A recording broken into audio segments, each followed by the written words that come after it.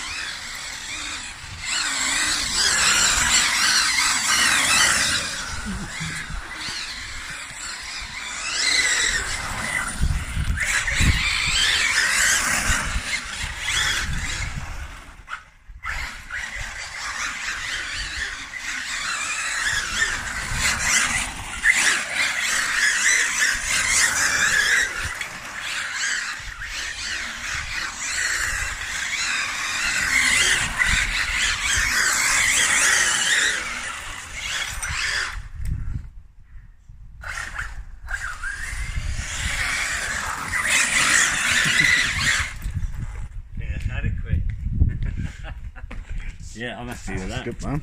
Looks nice. Yeah, I think their wheels will work as well, and they're GRP. All they've got on there is GRP 01. So whether they're wets or what, well, I ain't got a clue. I'll have to see if they still do them. But that's it for the little test video. I'm going to pull it apart now and show how it's been put together.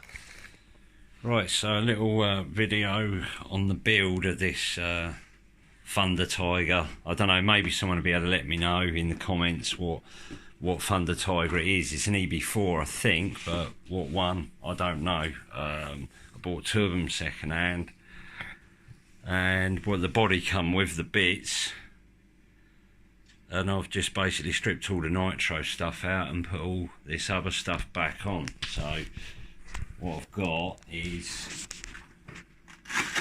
I've put some pads in the body because I haven't got the armour chassis with the Typhon, the centre and side bumper bits.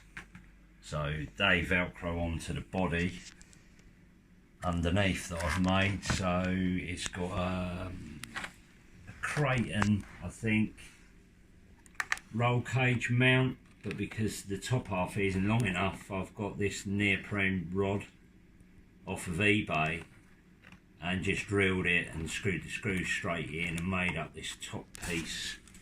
Now we can see it's just like a bar which I've screwed into them rods. So I've done 4 rods coming up and then 2 rods going across, and then them 2 rods are onto these side ones, and I just bent this round like that. Really I should have joined it up to the shock towers somehow. Then I've run this plastic round the side skirts, if you like, and just gorilla taped it on for the winter. Underneath here you've got the Creighton like mud guards. I think they're Creighton mud guards that come up. So this just drops down past here. I've folded the plastic there kicking around, it just comes up over like that. It's been cable tied there to the extended skirts. and literally it just flaps there. See if we can see better. So that goes on there. And there's the Creighton side skirt things. They actually screwed straight on onto a Thunder Tiger. Not 100%. I only got one screw in each, but they're perfectly in place. Centon front body mount. This is some plastic that I took out of a camper conversion, which I've drilled to make it lighter and just heated it up and put kinks in it. But it returns. If I had a crash, it'd bow, but then return back to its normal shape. The shocks were pretty knackered, the springs were knackered, so I've put some old V2 Typhon ones on there, and they seem to cope with the weight of this fine. What else have I done? The anti-roll bars. Oh yeah, I used a Creighton front anti-roll bar because it was the rear anti-roll bar, I believe, off the Creighton. Whichever one's longer, I had to put it on the front because it was the only one that would reach. But the back one is still original, but they were quite flimsy, so really they both needed changing out. But I took it for the test run, didn't I? Found some mud. It weren't me. I didn't find the mud. I didn't do it. No.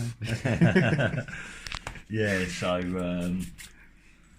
what was it I've done? It did have an armour servo in it that someone gave me. They did say it was knackered, and sure enough it was. So I got this 20 quid one off of eBay. Oh no, Amazon. 20 quid. Next day delivery. And it come with the servo horn there as well. So what we've got in here is, if you look down in there, you'll be able to see it didn't have the braces that will go from the chassis to the shock tower or the diff. The chassis brace stop the chassis bowing. So I've heated these up and bowed this rod to shape and just bolted it on to the chassis and then bolted it onto the shock tower, and I've done the same front and back. Then I've got the armour battery tray in there, which I got from the breakers. The radio box had to go there, so that managed to get screwed in now. Who was it that got them? What breakers was it? I got them from several. There was badtouch breakers. I got a load of bits off, which is Adrian, and I can't remember the other two. They're new to me.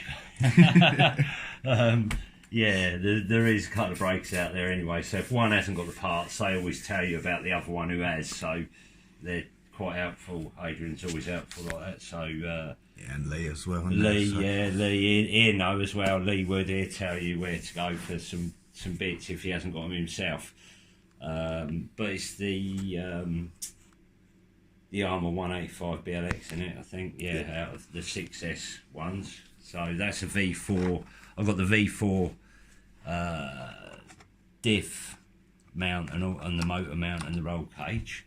So, and I had some centre diffs kicking around because normally they're a spool, and I found that the Armour diff went straight in on that. But what I had to do was my speed run jump car chopped a lump of chassis out of it to lengthen it. And what I've done is I sort of figured out where I wanted the battery tray, and I've lined the Armour chassis up and clamped it in place, and I pre-drilled it, used it as a jig if you like, pre-drilled it and got my Armour battery tray in there. And then these are the original Thunder Tiger diff holes, one there and one there. That's an original one which I haven't had to do. So you think, oh, that won't be strong enough, but for a rally car it definitely is strong enough. There is a bit of meat between there, and because it's countersunk, once they're done up tight they're not going to move. And I've well and truly tested it, it's great. So I've used the Armour chassis to drill that into an old car, and to be honest with you, the way it handles is absolutely brilliant, and I'm shocked because it's held together with wood screws. They all look like wood screws. these tyres have been good in the dry and in the wet. On tarmac, on grass they weren't bad either, to be honest with you, because of the tread, but they seem to drift on dry or wet tarmac. Solid as well. Yeah, I put some foams, the foams that come with the Venoms. Yeah, so Schumacher foams. Are they Schumacher foams? Yeah, so they're Schumacher foams. I didn't put in the Venoms because I used the AKA foams. AKA foams, which were the. Oh, hang on. I can't remember what foam. They're a different foam. They're a closed cell foam. Hang on a second. As opposed to the stock ones. Yeah. That's the foam. Yeah. So the foam that come with them. They're the same as the Schumacher foams. You can get separate. Yeah. Well, because we're not using them in the Venoms. About. Because we're not using them in the Venoms, because the Venoms are, we're using the AKAs in the Venoms instead to make, they're a harder foam, so they slide better, whereas these let the sidewalls fold over because it's a lot softer. But once they were crammed into there, they made them a lot harder than what they were anyway. So what I use in those as well. Oh, you used them in them as well? Yeah. Used them in that. Oh well, you did use them. Yeah, that one's. They're yeah, well they're nice and yeah. And used them in them as well. Yeah. Oh well, what are they like then? Bit softer, but they're a bigger wheel. It's a bigger wheel. Yeah. See, these had a band round the inside that's probably deeper than that tread, going inwards. But they didn't have all the original. It's like a really dense foam they had in them before, but only 3 of the wheels had them in, so I went right round and put them in. Is it worth building one of these? Money wise, Is it better than your X-Max? No comment. I'm not going to stand here and justify to you about why I spent the money on the X-Max. Yeah, excellent. Yeah, it's got such long run times though, mate. If you drive it slow. But don't get me started, alright? Yeah, so this is going to work out, by the time you finish building it, it's going to work out the same as buying a Typhon. Let me get the thing back over.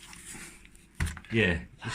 Oh, look at the state of this though, it's all wonky, I just threw it together. Looks like a Beetle. But, if you look at all the mud in there.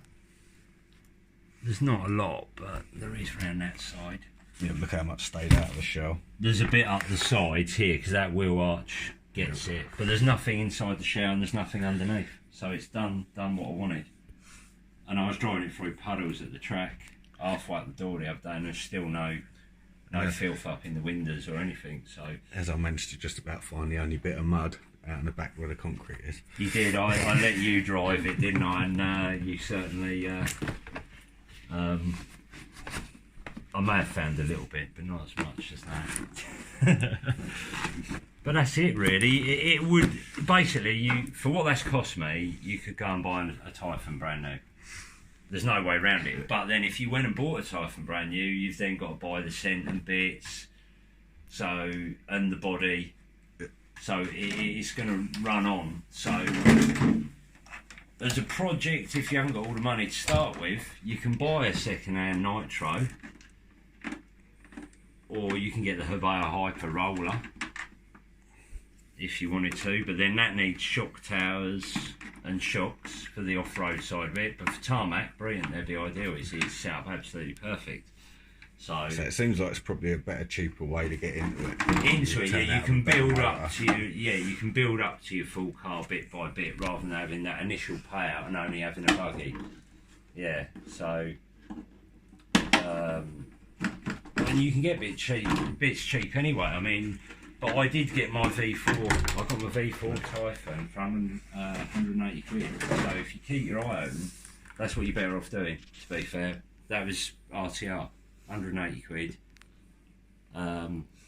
absolutely fine, and all I've done was put my rally bits on it, so that worked out. That was the best deal, really, because you can't fault the car at all. The Typhon's great, but that I have got since having like three. How many have I driven now? 1, 2. This is my 3rd Thunder Tiger, and all three have been brilliant. I'm not saying that the Typhons aren't brilliant. I've not really driven the Centre, but the Thunder Tiger, it's different, but not in a bad way. It's brilliant.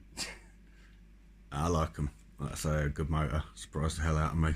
But that's about it really. That's what I've thrown together. So I've jigged the chassis with an armour chassis plate to get the diff in there, and the roll cage and the battery tray, and you've got all of it in there, job done. That's it really. So that's, if anyone wants to ask any questions, just ask in the comments if anyone watches it. It could be maybe a little educational, I don't know. Don't know. Yeah, or just for laughs, but there you go, that's it really.